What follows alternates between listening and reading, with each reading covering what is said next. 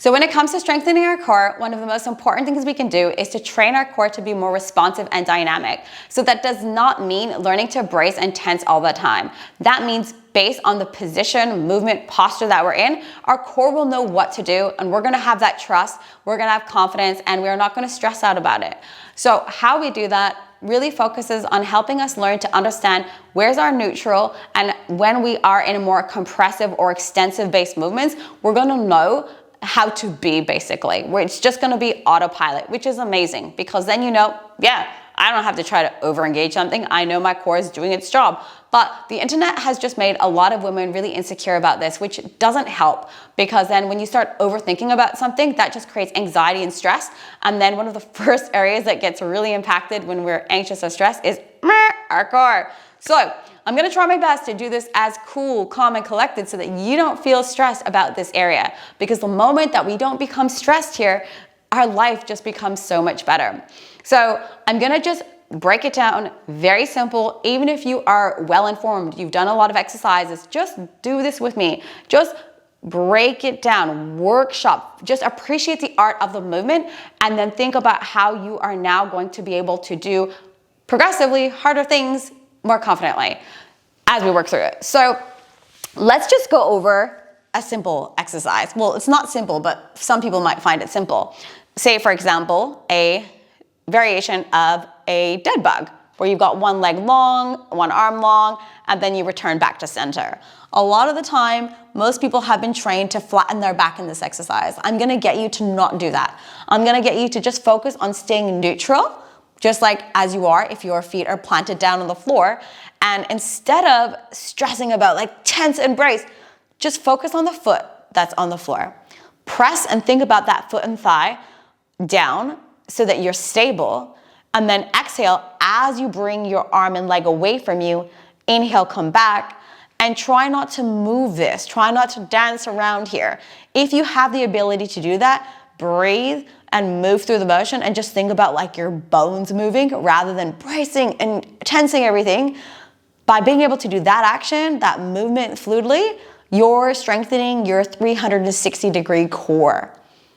Pretty cool. But the problem lies not so much that somebody is weak, but sometimes they just need a different setup. So if you don't feel comfortable in this, you feel pressure problems, you feel strain, see what variables we need to adjust. Do we need to give you a pillow?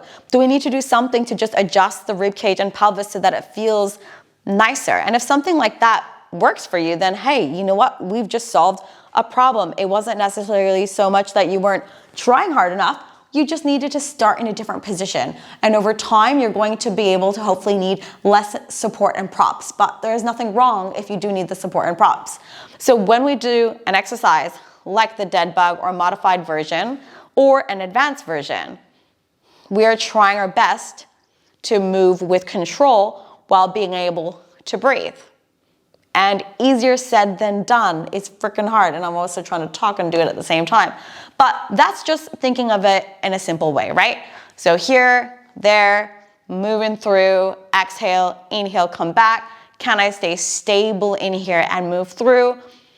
And depending on the intensity of the exercise, if it's not very intense, I don't have to try very hard. So if I'm not lifting like 100 kilos, I don't need to try to strain my body, you know, not that I want to ever strain my body, but you get the gist. So now I'm going to show you a more advanced exercise, which is going to just kind of help you understand what I mean by the muscle contraction or effort tension that it's going to respond or give to you should match the exercise that you are doing. And this is why it's so powerful to understand the two, because it prevents you from over trying or over gripping. And know what actually makes sense in terms of effort. Like, oh, I worked hard because I morphed my body into that position and that matches it, versus something that's actually supposed to be a bit more gentle, like an all fours position where you're should be kind of more in a relaxed state. You don't need to over grip or overwork, but people get told they need to over grip there, which is not good. So say, for example, I do a mountain climber or knee to nose. So just watch.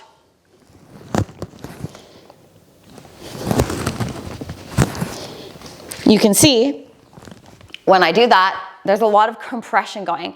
And when I'm doing that compression, my abdominals naturally will go back because that's just the style that's literally matching the movement. So it makes sense that there's a lot of contraction going on, but I'm not forcefully telling my abs, come on, turn on, and brace. No, they are just smart enough to know that, hey, when you go into this position, we're going to fire that way. So if I use the example of an all four position, and there's many all fours position, when I'm hanging out here, this isn't too strenuous for me, but maybe for some people it might be. My abs don't have to work so hard. In fact, for most people, I'm like, hey, just relax them. Don't stress too much. The only thing I'm worrying for most people is the shoulders, making sure they're not completely collapsed. Kind of think about long arms, eye gaze, just keeping more distance from the mat. And then if I'm going to level this up, make it a bit more intense, maybe I'll do like a bird dog or just even a leg kick. Now I'm changing a variable. Now I'm gonna start to feel, oh, there's a bit of tension going on in here. Okay, but I don't have to be like, abs turn on. No, they just know. They're like, here, oh, okay, this is okay. And then here they're like, oh, this is like level 5. Okay, level 1, level 5. And just by getting my bones, my hands, my pelvis, my rib cage in the right alignment will help me get those muscles working the way that they need to. Now, for example, another all fours, maybe like cat-cow, okay? Here, more compression, abdominals draw back. Here, everything hangs, but I don't have to tell it, turn on.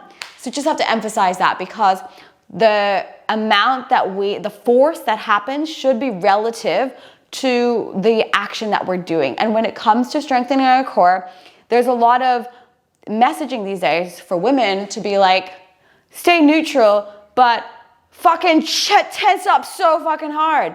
It's like, no, that's like so suboptimal. You don't want to be like walking down the street and like tensing up. No, because a walk should just be like relaxing. You're walking.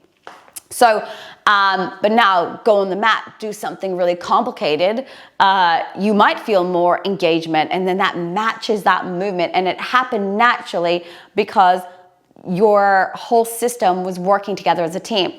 And where we can look at this from a bit more of a positive and productive approach going forward is that if you don't have the conditioning or the strength in certain exercises, this is something that you will progress with or progress to over time.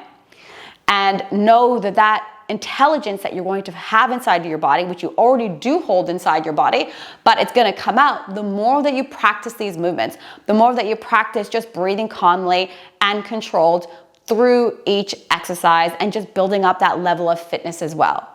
But if we start our fitness journey or our core training journey or rehab core training journey, assuming that we need to be like super tense to begin with, it's really gonna weaken you over the long run, because we need to know, when do we press level 1, when do we press level 5 button, or when do you go like NOS mode, or when do you like go on the speed and go brrr, versus, oh, okay, we slow down a bit.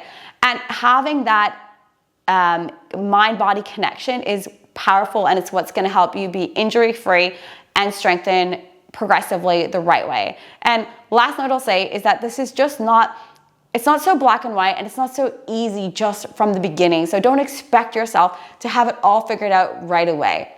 It can take many hours of practice to truly understand, especially if you have maybe been sedentary, or you've gone through injuries, or you've just you're just reconnecting with your body. Everyone's got their story and their situation of what's happened to their body. So just be kind to yourself, and just know that you will get it as you progress over time. And I'll leave it at that for now.